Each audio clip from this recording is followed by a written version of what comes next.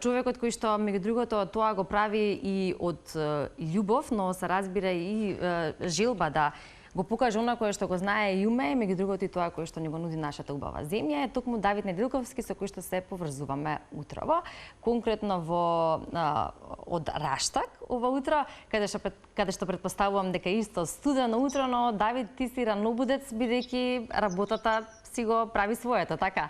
Добро утро. Добро утро, ви благодарам за љубезните зборови и убавата најава.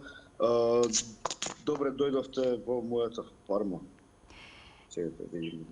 Ти благодарам што на еден ваков начин ќе не воведеш во фармата и нема да ни биде прв пат, само ќе ни го исправиш телефонот за да не го искривиме вратот.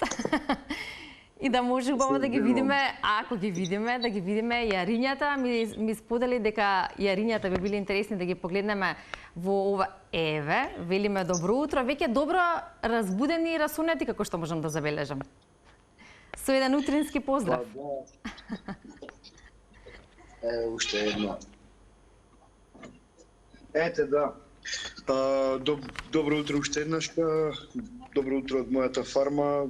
Сега сме во период на кај што се случува пораѓај, така да имаме многу работа на фармата. И за мене искуство и доживување секое ново јаре. Така да... Да. Колку јариња имаш во моментов, Давид? Не знам. Дури не знаеш ни број? Не знам. Многу има навистина, околу 30 на кози се породени, така да не знам колку. Да. Колку се толку се живи здрави, нека се. Не водиме сметка на тоа. Да, одлично, но тоа сепак ја зголемува работата на секојдневно ниво. Ние пред неколку години со екипата на Тилма бевме кај тебе и навистина бевме одлично примени, пречекани и уживавме во таа убавина, пред се во природата, но се разбира и во дружбата со животните и тогаш човек може да свати навистина колку е убаво и една привилегија или благодет да имаш еден таков живот. Пред повеќе од една деценија ти со твоето семејство се пресели во Раштак, каде што се префрли на еден ваков начин на живот. Ова е само како потсетување за нешто кое што сме го зборувале и кое што верувам дека некако како поменуваат годините ти се потврдува дека си го направил вистинскиот избор. Па добро, ја лично се доживувам дека поблиску сум до култура и туризам отколку до класично сточарство, одледување, бидејќи ние сме мала семејна фарма, 40 на кози, лимитирани количини на млеко, со тоа произведуваме наши кожи млечни производи и сметаме дека имаме автентична понуда која што е примамлива за гостите од светот, а и кај нас се повеќе благодарение на тоа што прошетавме малце, видовме дека не е селјачки ако чуваш кози. И добро што се менува таа перцепција. А и свесноста за храната воопшто. Да, точно ќе се согласам со тебе и не само што се менува, тука и многу луѓе се осврнуваат на еден таков начин на живот или пак барем ако зборуваме за туристите многу повеќе и сакаат едно такво доживување и меѓу другото токму таму каде што си или конкретно во Раштак, твојата куќа или твојата фарма е отворена и за дел од туристите или тури кои што доаѓаат да видат како тоа изгледа и како всушност се одвива еден дел од денот.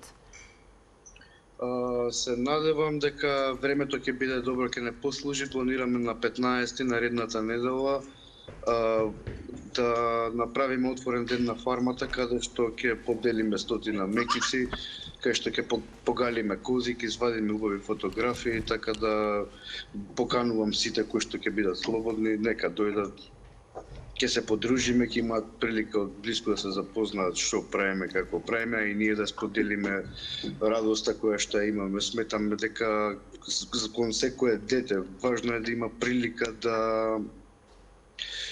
да види, да го искуси тоа, да погали јаре, дека е значајно и дека тие се моментите кои што се памтат до крајот на животот, знаете. Така е, да. Каде ќе може, еве, оние кои што ќе сакаат да дојдат никако да се доинформираат, да се најават? Каде стои поканата за оваа дружба? Нека ме заследат на социјалните мрежи Facebook и Instagram, таму објавувам јавно. Се уште не сум нашол време за да седнам, за да напишам една ваква објава и времево е некако многу вренежливо, многу кални се собра, така да сепак зависиме од времето и временските услови. Од прва рака на Козимлеко планина, Facebook, Instagram, било каде ќе можат да се запознаат со тоа. Ќе бидеме јавни ние, па сега живи здрави. Така е, да. Но Давид, дали постои, сигурно постои една посебна организација кога треба да пречекаш одреден број на луѓе, наспроти работата која што имаш на самата фарма, нели? За сето тоа да изгледа како што треба, да се представи како што треба, за дружбата да биде успешна. Се разбира дека тие кои што ќе додат несумнено ќе се чувствуваат пријатно и дека ќе биде едно посебно уживање за нив, но од твоја страна како организатор и домаќин веројатно тоа бара и труд и организација. Да, секако е голем предизвик.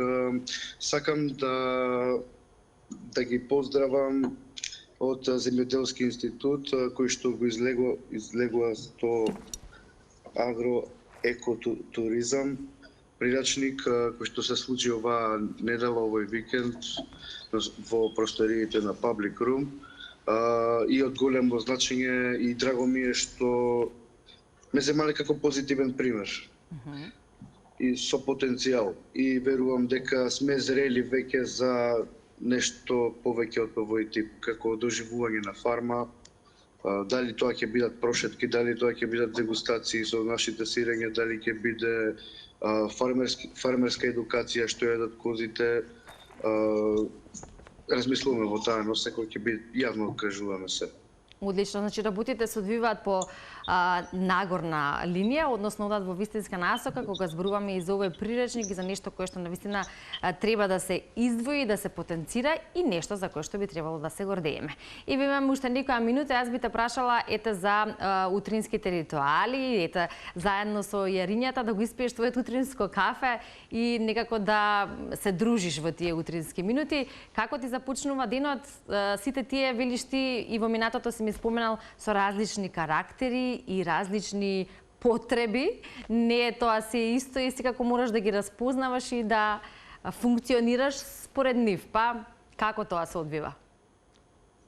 Па добро, обично првото кафе го пијам дома, се концентрирам што треба да правам, како треба да правам во денот, но еве денеска првото го испив на фарма. Не е проблемот дека е рано, туку проблемот е што ние легнавме доцна. До 2 сата траеше вчера жутката со овие гремлиниве. Така да... Значи, добро, сега уни се поспали. Значи доцна легнуваат, рано стануваат? Па да, сега забавно им е главна цел во денот да се цица млеко, иако гледам веќе почнуваат да грицкаат. Така да чукнам во дрво се е добро. Одлично, знам. Така да ве поканувам, ве поканувам на 15-ти, доколку сакате, можете, повелете уште еднашка.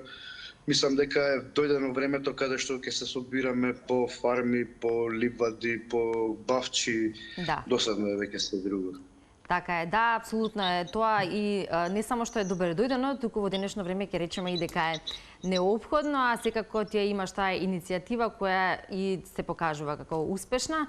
Меѓу другото, оние кои што те пратат на социјалните мрежи ќе забележат дека имаш такви дружби, кои што се овековечени со фотографии, кои што може да се погледнат, а секогаш има насмевка, односно ни предизвикува насмевка и тоа убаво чувство кое го имаме во допирот со природата. Ќе ги поканиме уште еднаш оние кои што ќе сакаат на 15 февруари, ќе се информираат кај тебе од колку часот како што тоа ќе изгледа, каква е агендата, тоа дели дополнително. И ќе му мафнеме на уште едното јаренце. За козите знам дека имаш имиња, јарињата дали се скрстени со имиња или се уште не? Не, прво ги чекаме да покажат карактер. Да, така. Ги добива имињата според карактера, да. И тоа беше добро познато и оригинално од твоја страна. Ти благодарам, Давид, за твоите утрински минути што ги посвети на утринска на Телма, за да можеме и да го најавиме дружењето на 15-ти и се разбира да малку позборуваме за твоето утро и секојдневие на фармата која што очигледно се зголемува како поминува времето, но и се докажува дека тоа е еден од вистинските начини како човек треба да ужива и во работата и во животот. Ви благодарам. Поздрав и убав ден, се гледаме на 15-ти, веројатно и со сите оние кои што ќе сакаат да бидат дел од таа дружба.